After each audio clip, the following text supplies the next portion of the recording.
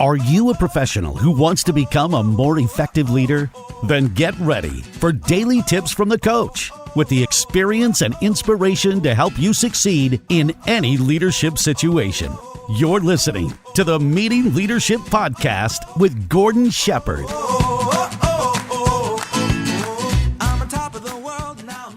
Welcome to another episode of the Meeting Leadership Podcast. My name is Gordon Shepherd, and I just want to say thanks. Whether you're on the treadmill, maybe you're in the car, you're out for a jog, walking the dog. If you're taking the time to be here, it's because you're an action taker. You're a leader who wants to grow, and I can tell you, today's episode is going to help you to do just that. Because think about this.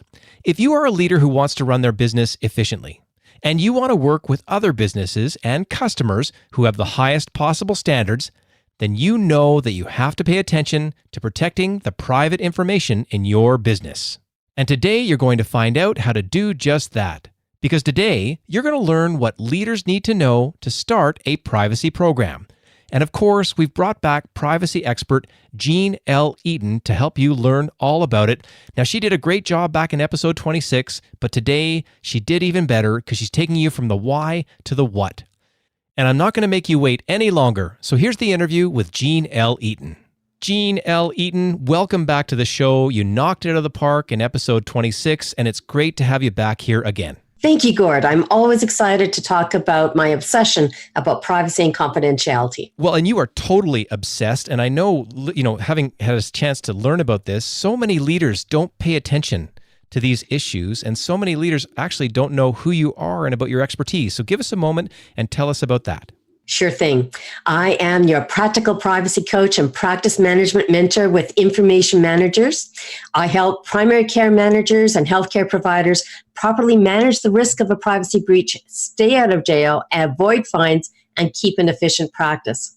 This is one of those issues that I'm sure most leaders put off. You're right. Only when there's a problem is it time to call Jean, like that kind of thing. I just can't even imagine how many of those types of calls you got. So today, I know that when we spoke before the show, we wanted to take some time to get into this topic, and it's this. What leaders need to know to start a privacy program? And what would be the first point you'd want to let people know when it comes to that? You don't start a privacy program when you're in the middle of a crisis. So you're going to plan your privacy program. And the first thing that you do is have good written policies and procedures, a privacy management program, and a privacy breach management program. You need to know which legislation applies to you. Many businesses don't know which legislation they have to follow. So absolutely, you need to start with that. You need to make sure that you've got good practices in place that apply to your website, to your email, to your business practices, your financial transactions, how you get information from clients, how you get payment from clients. All of this applies to your privacy management program, and all of this applies to every single business. Well, and the motivator that we heard in episode 26 was the fact that if you do this, it makes good business sense. It makes for better business decision making. I know there's a second point you wanted to let on here. Tell us what it is. You need to make sure that you are training your team about privacy and security in your practices. So let me use an example. A business in Alberta had a privacy program in place in 2013. In 2018, they experienced a privacy breach where an employee did some snooping and got caught. When the commissioner's office did the investigation, nobody in that practice, nobody in that business could find the policies and procedures that they had in place in 2013. And the staff told the investigator that they hadn't received any training since that time. So we need to make sure that we're doing our training on a regular basis, not just having new employees go through an orientation period and don't touch it again.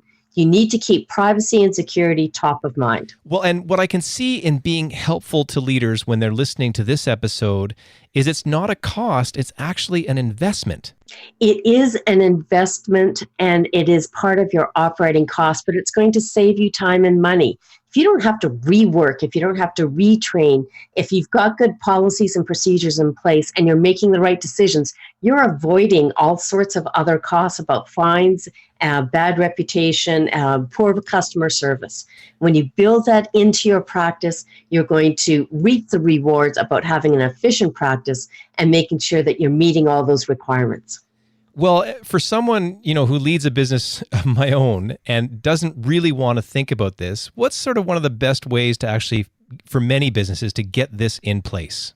Well, you certainly need to have a privacy officer in your organization. So this is somebody that you have assigned with that responsibility to make sure that there's a privacy management program in place. Now, not all privacy officers need to know everything. They just need to know those important questions, and they need to know how to make it practical for your business. So I've got a new practical privacy officer course starting in September. You can follow on the podcast practicemanagementnuggets.live for more information about the start of the new online course for practical privacy officer. Again, another thing that I can hear from many leaders as an investment, especially coming from a privacy expert like yourself.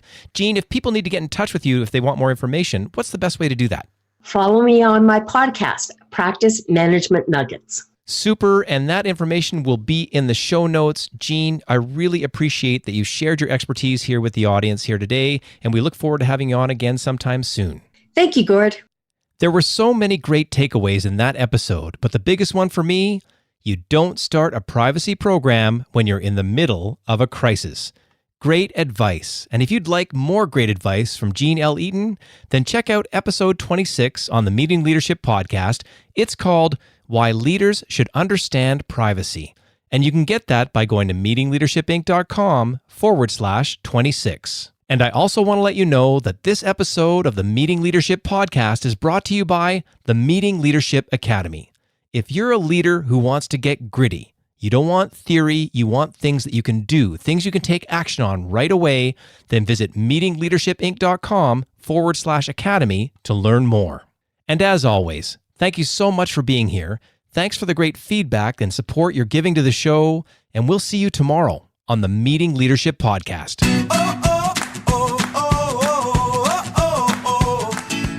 Thanks for listening to the Meeting Leadership Podcast. Be sure to subscribe for more strategies to help you become an outstanding leader. And don't forget to rate and review so we can bring you fresh content every day. We'll see you tomorrow, right here on the Meeting Leadership Podcast. I'm on top of the world, now I'm living.